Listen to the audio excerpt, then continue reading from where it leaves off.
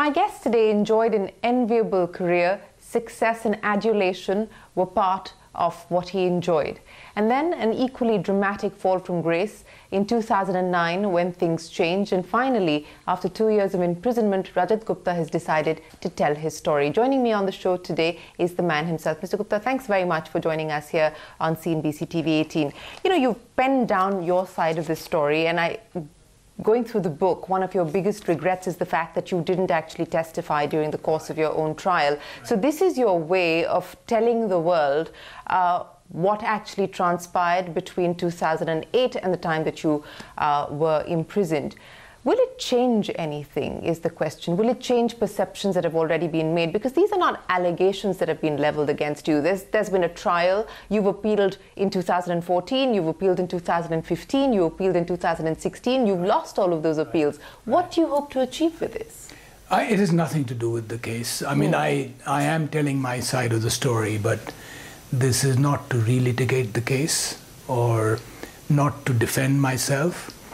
It's to basically tell a story and tell it in my own voice and what I went through and how I see the facts as I see them and I narrate them.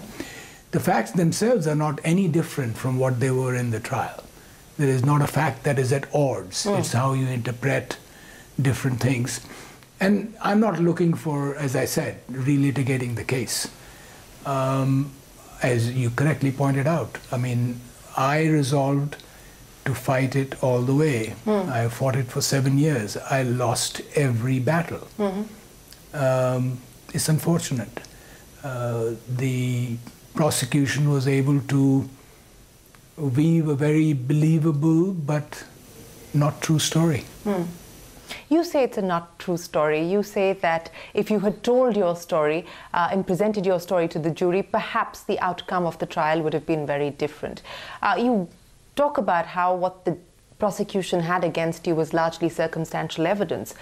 But, you know, through the appeals process as well, you know, the court has established that it was a fair trial, that you were given a fair chance. And this is what the jury, 8 people who sat on that jury listening to what you had to say or what your team had to say and what the prosecution had to say, arrived at a certain conclusion. But there is no attempt in the book on your part to acknowledge that perhaps you made a mistake.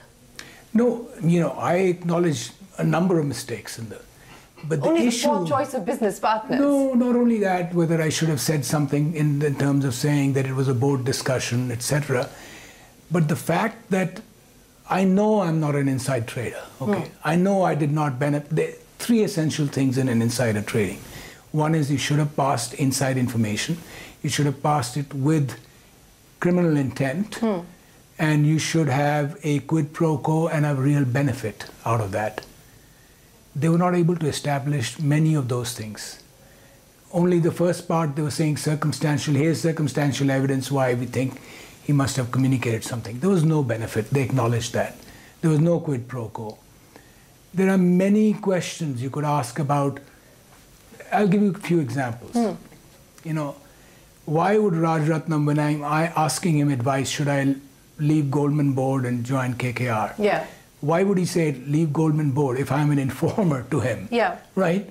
I mean, why would he say that? But you know, since you raised this specific example, and I found this odd in the book, because this is a period where you claim that things had already started to sour between you and Raj Rajaratnam, that you had already been given information about the fact that he had withdrawn money from the Voyager fund, and yet you're having this conversation with a man who has allegedly pulled money out of the fund that you've invested in about career advice. I mean, that sounds a bit odd, doesn't it?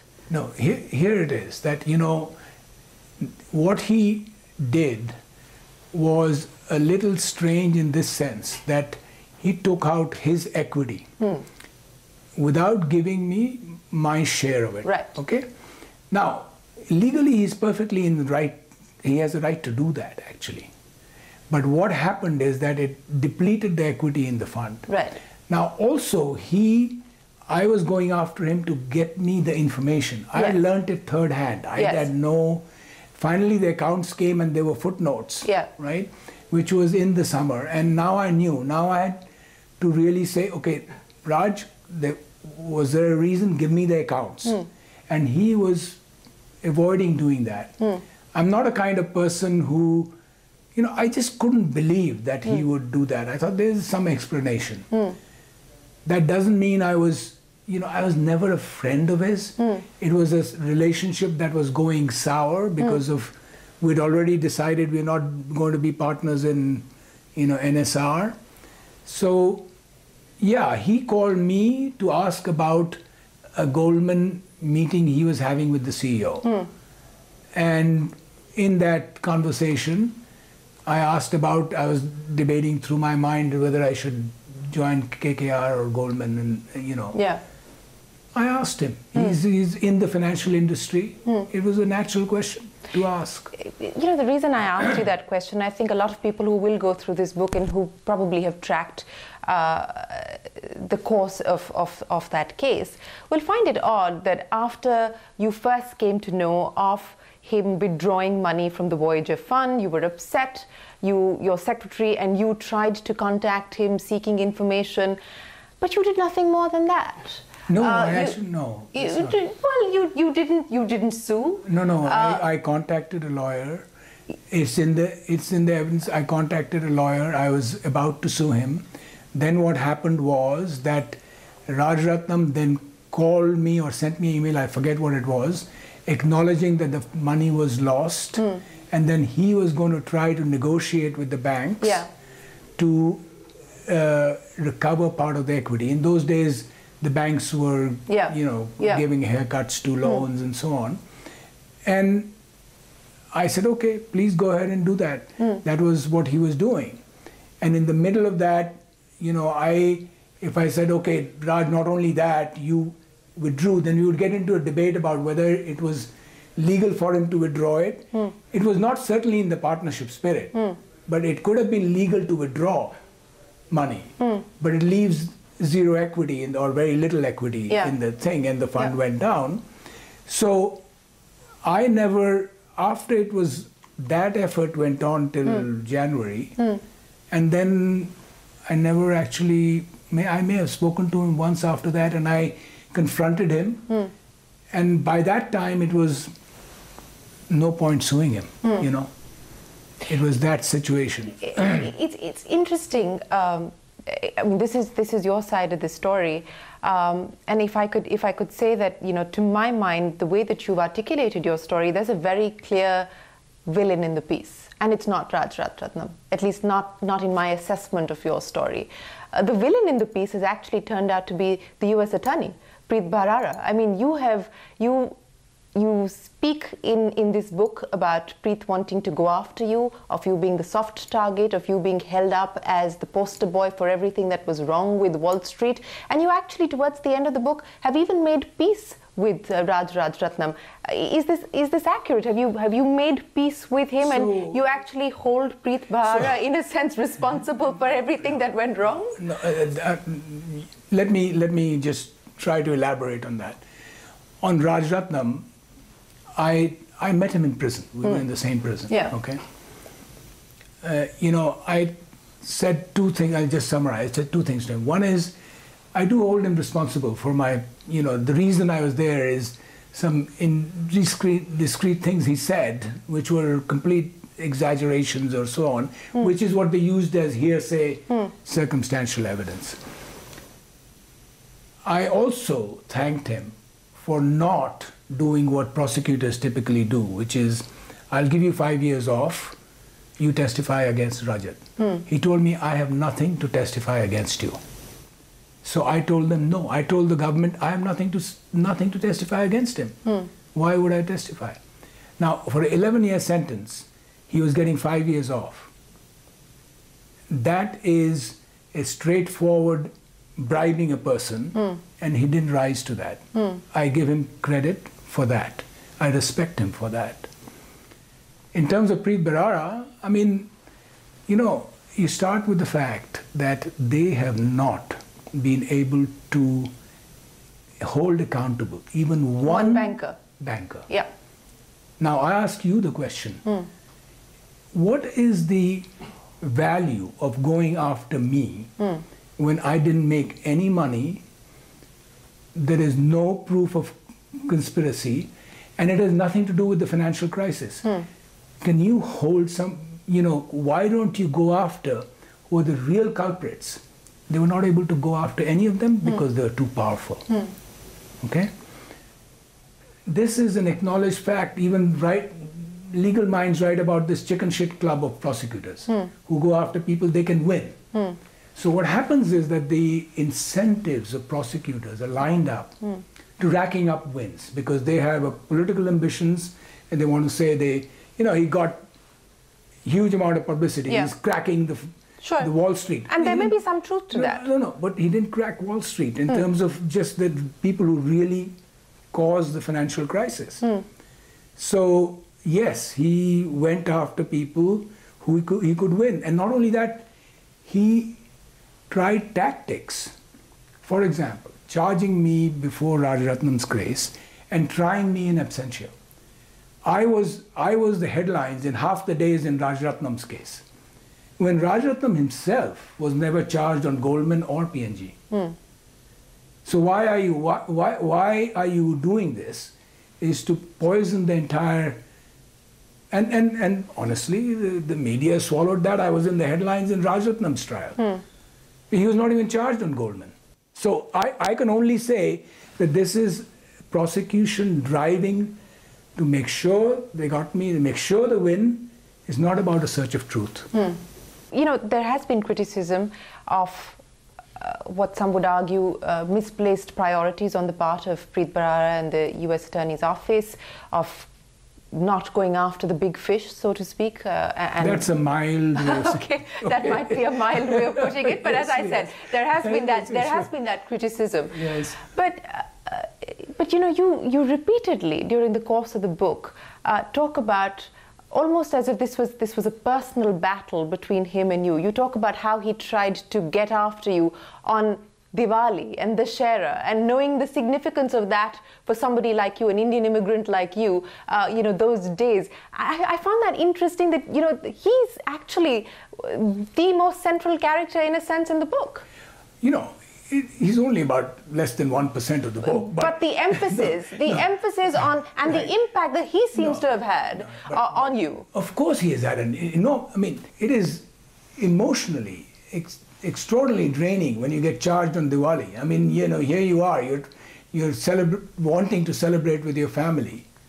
And, to then say he didn't know is like, that's, to me, a little unbelievable. He said, well, I didn't know. It's a bit, so this is not about Preet Bharara and me, by the way. It is not, because I'm telling you, I have discovered the underbelly of the US justice system through my own experiences and through experiences of my fellow prisoners who I've talked to extensively.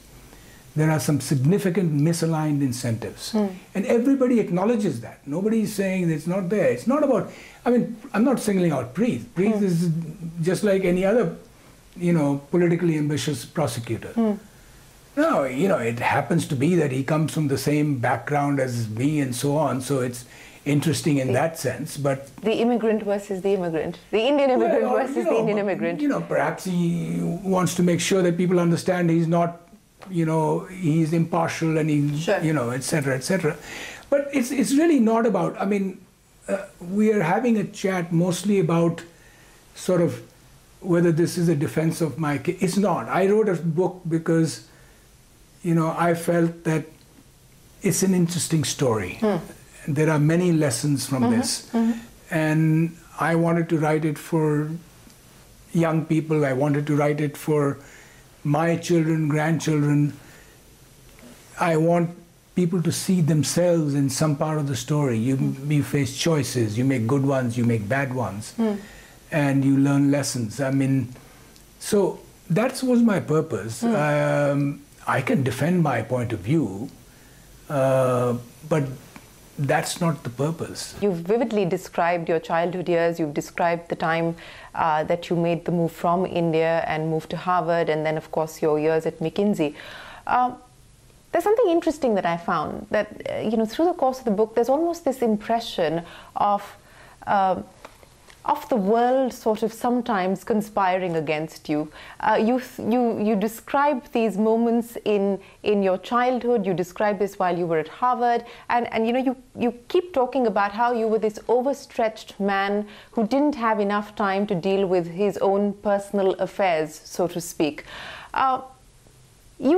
Do you feel like perhaps you may have felt this sense of being a victim in your own life in a few no? Because it comes through. If that comes through, that was not the intention. I mean, I'll tell you, I think the way I would say is that when my parents passed away, that was a very tough time for me. So it had nothing to do with the conspiracy or feeling victimized. No. I go back to the incident you describe about not being chosen prefect, and the feeling that you had was that this was rightfully mine. I deserved this, and yet it was not granted to me. And then, of course, later on you were made prefect. And similarly, an incident that you describe in Harvard, where you felt that they told you that you should speak up more, and then when you started to speak up more, they had a problem with that. So no, this was not. I didn't feel that story actually was it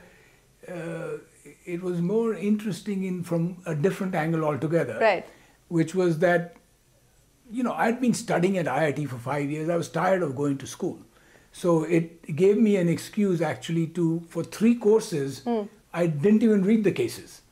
So it was like, okay, great, and now I've got only 2 cases to prepare, and fine, It was very different. I was not feeling victimized. No, not victimized, but that the world owes you something. No. The world, that is not a world owing me anything. That was like, okay, let me find an interesting arrangement. If they don't want me to speak in class, I'll say, please, I'll judge me on my final exam, it's fine. That was the only deal there, It was nothing to do with I'm entitled or anything. On the first incident, yes, I was then awarded the best all-round student from one school. I deserve to be prefect. It's true. I felt that way then, I feel that way now. So, and they acknowledged that. I mean, when the principal came back, they acknowledged. It's a story. It's how you. I have related everything with my honest emotions. When whatever happened, what I remember, and this is 50 years ago. If I remember it, it's, it obviously. It clearly made an impression. Impacted on me. And there were many instances in life, and I'm sure in everybody's life, where you either feel disappointed, you feel that you were wronged or it was unfair. But I've always believed in the other side, which is that you try your best, and then whatever the result is, you accept. The reason I brought up those 3 instances, and the reason I brought up this impression that I got from reading the book, that you feel wronged, is that continues to be the theme towards the end as well. While you may accept what destiny has finally delivered in the form of the sentence and the conclusion of the trial, but you still continue to believe that you were wronged, that you were a victim of poor timing, of perhaps bad judgment. There is no acknowledgement of the fact that there might have been indiscretions on your part. No. I do acknowledge that in terms of the discussion that was the only discussion that was really taped. I say that this was probably wrong for me to say this.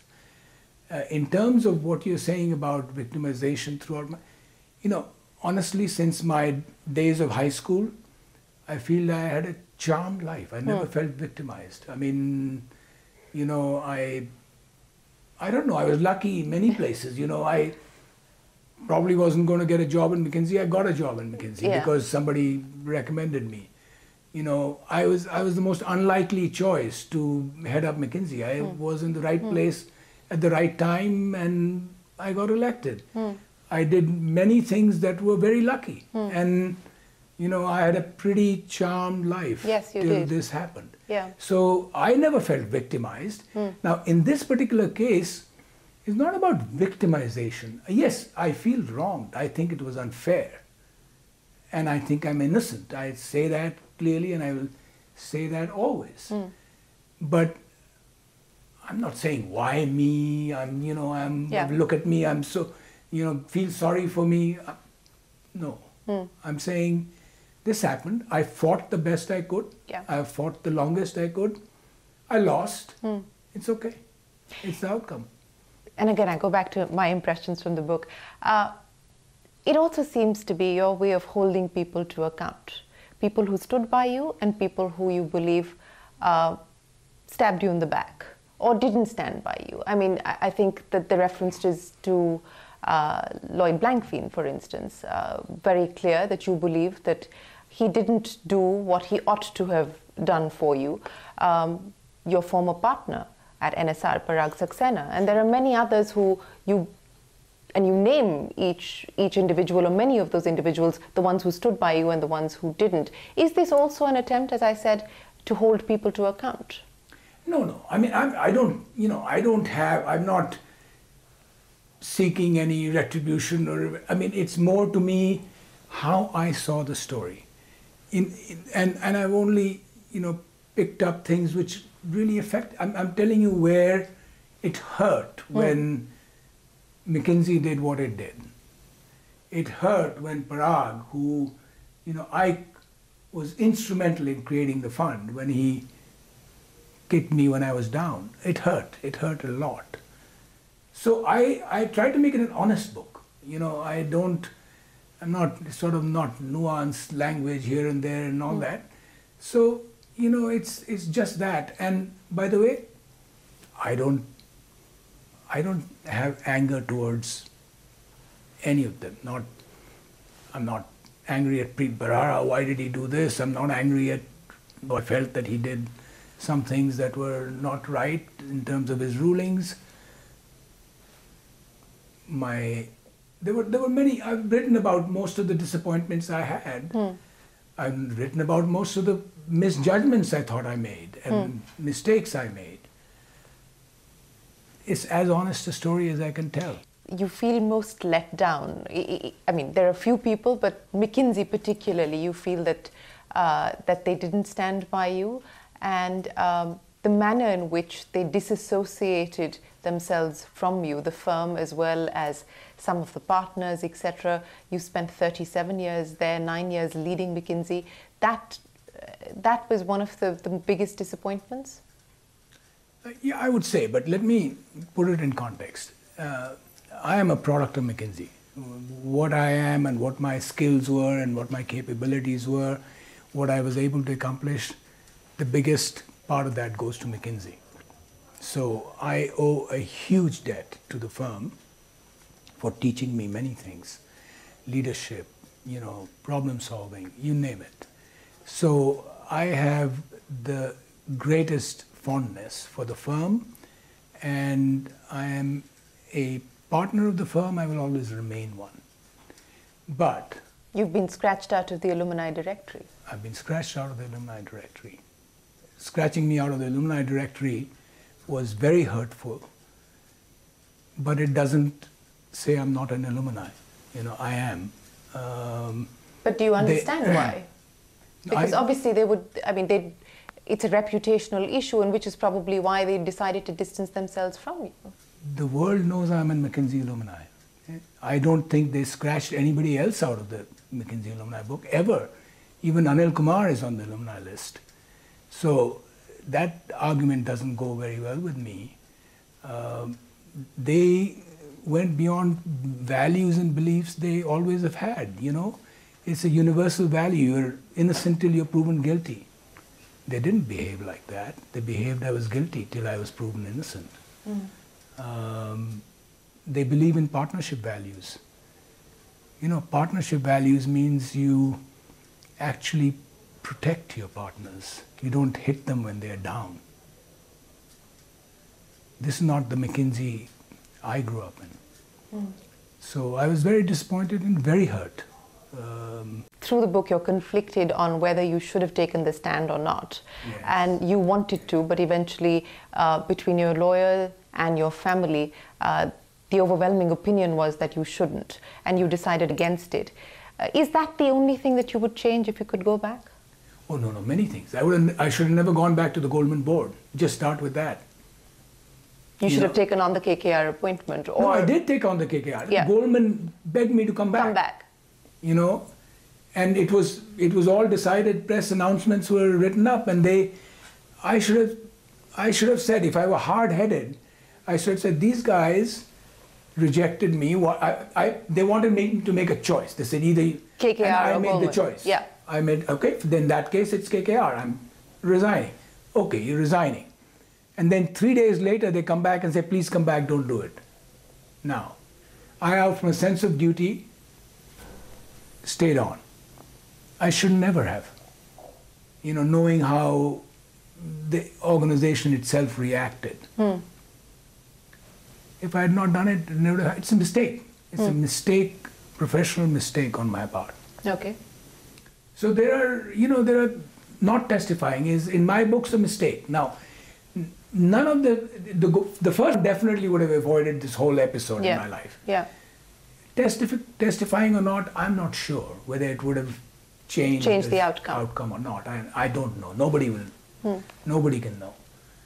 There are other mistakes I made. You know, I mean, in terms of going into business in the financial world, with Raj Rajaratnam,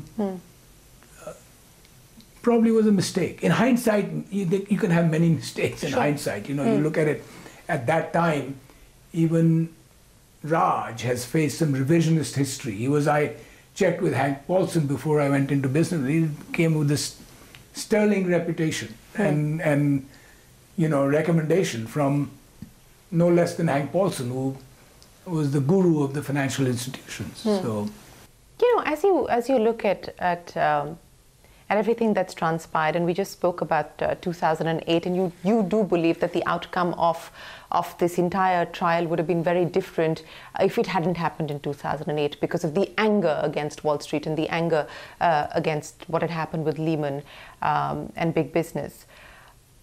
What are the lessons that you draw from the way that it runs? Now that way that Wall Street has run, the way that the big firms have run, you know, why, and as you look at it as an outsider today, do you recognize why there is so much anger against the system? Do you understand it? Of course, I understood it then. I, felt that, I am, in many ways, I'm not a financial guy I went into the Goldman board because of my relationship with Hank Paulson. Only one simple thing. When I was there, I found many things that were kind of not to my level of comfort. An example, Goldman always had business with both sides and all sides of the deal. And they would tell the board, I asked the question, well, how can you serve both sides? And they would say, oh, we have Chinese walls, we can manage this and that and the other. In general, I would say that's not a very good practice. The whole financial crisis was really, and the subsequent bailout, all of it, because it became too big to fail, and you basically increased, the rescue was to make the already privileged and wealthy even wealthier, and the main street was left behind, I mean, in terms of what happened. So I personally believe that the anger is justified. And I wish, that's why I keep saying, that people should have been held accountable. All they did was to fine financial institutions, okay? That cost went to the shareholders, nothing else. And they didn't hold anyone in senior management accountable. So I feel, I understand the anger. Through the course of the 2 years that you spent in prison, you talk about how you reread the Bhagavad Gita, especially when you were in solitary confinement for 7 weeks, cover to cover, 3 times over. As you look at your life today, and the book is titled Mind Without Fear, Is that because there is really nothing more to lose? You know, the entire philosophy of Gita is very liberating, because what it says is that if you do the right things, right, that's all really is your duty. And do it with the best of efforts you can make, or best of ability you have. And then the outcome is almost immaterial. So in that sense, it's extremely liberating, because your actions are extremely liberating if you do it with the right intentions and do it well. So to me, yeah, you know, if you ask me the question, is losing your reputation is something that you hold so dear to your heart, in the end, I don't think even that. Although I would say that reputation is much more important than your wealth or your belongings or whatever else. But in the end, that is also not. It's important to do the right things, and even losing your reputation is liberating, because you can do whatever course you want to do. You're not bound by some, okay, I have to maintain this image of myself. I don't. So how are you trying to reinvent yourself? If you feel liberated today, that you, after having seen this irreparable damage to your reputation, to your financial holding, how do you look at reinventing yourself? Because that also seems to be part of the attempt of what you're saying in this story. No, I mean, it's not so much that I need to reinvent myself. I mean, I've always been, for 25 years, extremely passionate about not only my profession, but things beyond that. Yeah. Societal issues in general, bringing management and business thinking to the social sector. I've been always very involved in education and in health, in public health. I don't need to reinvent myself in those things. I was last week in Nigeria working towards establishing a university there in technology and management. I've been working lately in Gujarat on maternal and child health issues in a very large group of 300,000 people. And we have been on a program for the last year.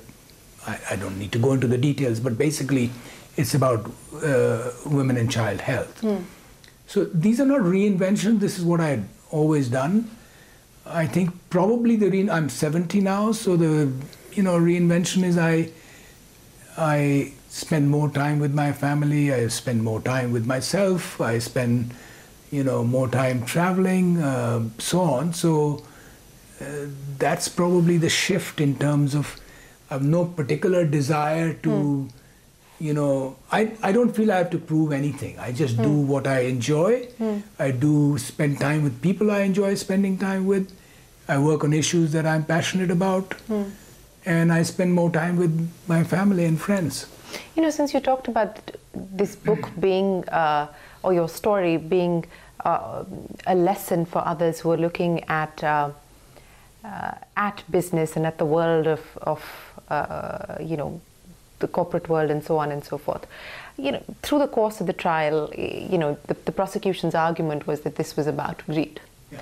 And you contested that, and you wanted to talk about all the work that you've done in healthcare and education, and that you were not allowed to bring up during the course of the trial, but in the sentencing it perhaps played a factor. If it wasn't about greed, was it about ego? Was it about being on the Goldman board, being on the P&G board, being the founder of ISB, being the founder of PHFI? Was it, how much of the choices that you made were also driven by the fact that you wanted to see yourself and your name associated with things that people envy? How much of this was choices made because of ego? Somebody else has to judge that. I can't really judge that. I have to tell you that my motivation, for example, from starting ISB had zero to do with ego. I felt that I knew something about business schools because McKinsey was the largest recruiter in almost every leading business school in the world. I thought that I could make a contribution to India by starting a world-class business school. I wanted to do it in a certain way, in a collective fashion, and get the leaders of industry to join hands and create a, and that's what happened. It had zero to do with ego. If it had to do with ego, I would have my name somewhere and I would have this and that. But the corporate boards, maybe? No. I mean, I only joined Goldman because Hank was, after me. A.G. Lafley was a great friend of mine. And he said, please, come to the Genpact, Pramod Bhasin, and the owners who were very, so who cares about whether you're in a corporate board or not? I mean, I don't think it's ego gratifying in any significant way. I was proud of what I had done. PHFI, I mean, there's nothing to do with ego. Public health is a major issue in this country. Yeah. And it was completely neglected. Okay?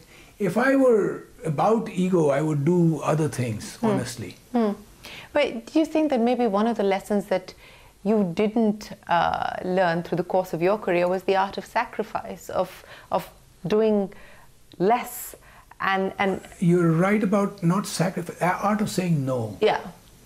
Yes. I did say more yes than no. I thought it was good to lead life saying yes rather than no.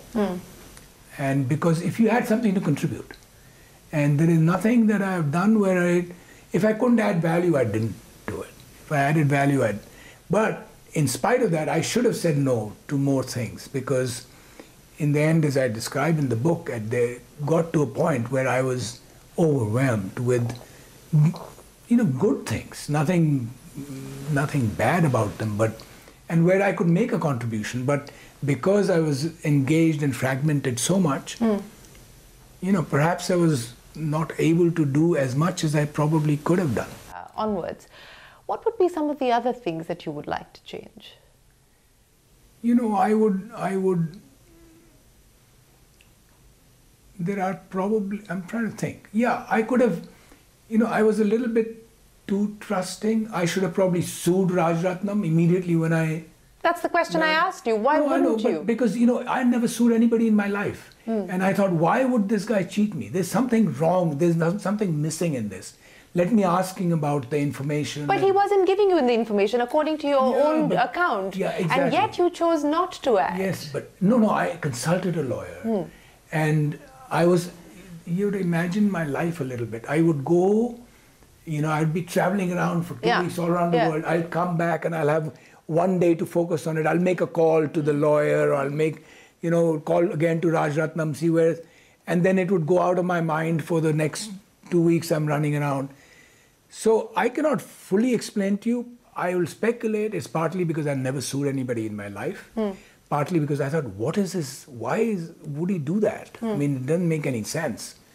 And then by the time I got around to it, it sort of unraveled, So that's the best explanation I can give you.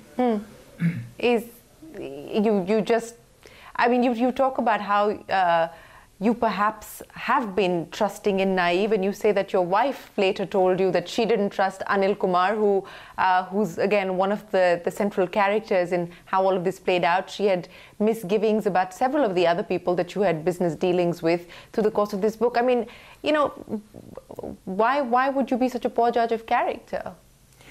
You led McKinsey. One would imagine that there would have been some due diligence that you would do in the business dealings, the business associates that you signed up with. I've been a good judge of character for another 100 examples I can give you, because in trusting them, in helping them, and in working with them, they did many good things, and I can name many examples. You picked up 2 or 3 examples that in hindsight, obviously, it doesn't make any sense.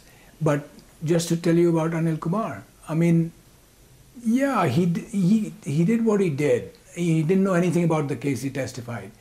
But I don't want to undermine his contributions in helping me build Indian School of Business. He was very much there. He did good things. Rajaratnam, I told you. I mean, No, but since we're talking about Anil Kumar, and again, it struck me as odd, and I'll tell you why it struck me as odd, and I think you allude to that as well in the book, that, here's a man who has lived, decades at McKinsey. I mean, for me to be able to do this interview, I've had to sign an NDA, right? And you have a conversation with Raj Rajaratnam, and he tells you quite specifically that he's paying off Anil Kumar for information, yet you don't act on that. No. Let's be clear. Yeah. He did not say he paid me information. Let's be very clear. Okay. The conversation was that he said, I paid Anil. Yeah. Okay? He and Anil were very good friends. I know from before that he is trying to hire Anil, Anil is talking to them, etc. Raj, if anything, is an exaggerator. Many times he has said things that I never found were right. Okay? So he says, I pay him. So I didn't, it didn't even register to me because Raj talks like that. Oh, I'm doing so much for him, etc., etc. I can see how it can be misinterpreted out of context. But to me, Raj was a very good friend of Anil's, and he helped his son, he helped Anil, they were trying to talk, etc. And by the way, if he paid Anil $1 million, he never mentioned anything about information, right? If Anil gave him some advice and he gave him $1 million, it's his business. There is nothing particularly wrong in that. If he was paying him from inside information, obviously there is. But that's not what the conversation was about. So outside, I can see, you can argue the way you're arguing. Lots of people interpret it that way. Yeah. McKinsey did. But that's incorrect. That's not how I heard it. That's not how. So it was not my obligation to tell McKinsey. It wasn't. Because it could be for very legitimate reasons. He's paying him $1 million to a good friend. I mean, Rajaratnam was a very generous man. He did what, he gave $1 million to ISB, and he's from Sri Lanka. He's not even from India. So you can look at, if your every conversation was recorded. Sure. And it was taken out of context. Yeah. I could quiz you on 5 things you said and said, this is not. So that's what that was. There's the only conversation. Think about this. They recorded thousands of conversations. They did not find one which there was any allusion to any insider information. Doesn't that surprise you? I mean, staggering number of, for 12 or 18 months they recorded.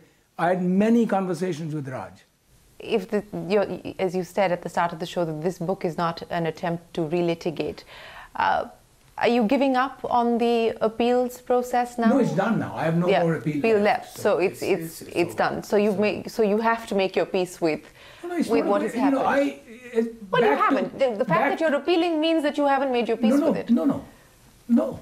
It means that I am fighting a wrong from my perspective, and I will fight till I have any fight left in me, or the process allows me to fight.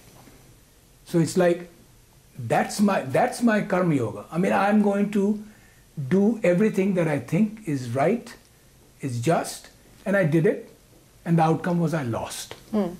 Okay, now I'm fine. Most important is that I appealed. It's not the outcome whether I won or lost. When I appealed, I thought my chance of winning that appeal was less than 1%. But I still appealed because I felt that was my duty to do so. So you just gave me a sense of the sort of work that you're now occupying yourself with. As you look at everything that's happened over the last decade or so, what would be the biggest lesson that you take away from this? And what is the lesson that you would like to share?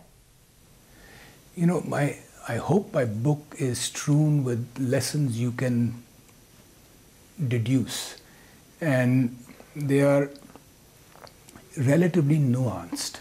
To your own, every reader will take a slightly different lesson out of it. My thing is about a few things. One of the things my father said to me was, many things will happen to you, many bad things will happen to you, many good things will happen to you. It's not what happens to you, it is how you react to it. Things happen to you. I also feel that there is this sense of what I've learned from this is a sense of detachment. Don't take all of this so much to heart. Things, the issue is how you deal with it and you be peace with it and you detach yourself from the outcomes. I've learned that lesson through. Prison is a great place to learn that. When you're stripped of all your freedom and your worldly belongings, you realize you don't need any of it to actually be at peace with yourself. So it's that, but somebody else will draw some other lessons, And I'm not exhaustively telling you the lessons I've learned. I try to write the book in a way that it doesn't after every chapter say, here are the 3 lessons you should take away. I wrote the book to saying, think about how you relate your own life to this. I tried to say what I was going through when I was going through these experiences, not only just last 5 years, but through my life. And you draw whatever lessons you want to draw out of it. What was the hardest part of being in jail for 2 years? Not being there for my family. I was worried about, I have 4 daughters and, my daughter is going through a breakup. She comes and visits and talks about it, and I have an opportunity to interact with her for an hour on that, but I wasn't there for her when she was probably going through a difficult time. My wife went through some health issues. I wasn't there for her when that happened. So, the most regrets are about that. Being away. Did you ever feel that you wouldn't be able to get by, especially during that period of the 7 weeks in solitary? That I won't be able to what? Get by. You wouldn't be able to go through with it? No, I never felt that. No? No. I thought solitary was, no, I'm joking. I thought solitary was a prison with room service. No, but it was hard. I don't want to minimize it. United Nations says solitary confinement after 2 weeks is torture, as same as, so it's tough. But as I said, reflecting on the conversations I had with my father, reading the Gita, writing letters to my family, those kinds of things helped me through this. Talking to my lawyers, I made sure that the guy who sent me to solitary confinement was standing there waiting for you to finish your phone call. Yeah. There was a little bit of, I'll get back at him too. So, no, I don't hold it. I am generally not a person who gets angry at anybody or seeks revenge or anything. I'm just not. Your story, as I started by saying, is a story of enviable success. And you were sort of held up as the poster boy for an Indian immigrant who made it all the way to the top in corporate America. And a lot of people looked at you and a lot of young people looked at you with stars in their eyes and wanted to emulate what you had been able to do and replicate the kind of success that you had seen. And I would imagine that there's been a lot of disappointment when the heroes that you've looked up to, are knocked off their pedestals. There's a lot of disappointment. I am really sorry about that. That's in the statement to the court I made. I just said the biggest regret is the disappointment that I've caused to people who looked up to me, institutions that I created, and who now have to deal with, this part of it. It reflects on them. That's a great regret, and I'm truly sorry for that. But at the same time, I hope they will look at it and say, well, this happened to him. You may have a point of view whether I'm guilty or not guilty, but he dealt with it in a certain manner that I feel is also a role model. I want to give the message, bad things can happen to you, but how you deal with it with compassion, with grace, with conviction, with self-learning is going to make a big difference. Rajat Gupta, it's been a pleasure. Thank you very much for speaking with us. We wish you the very best of luck with everything that you hope to do in the future.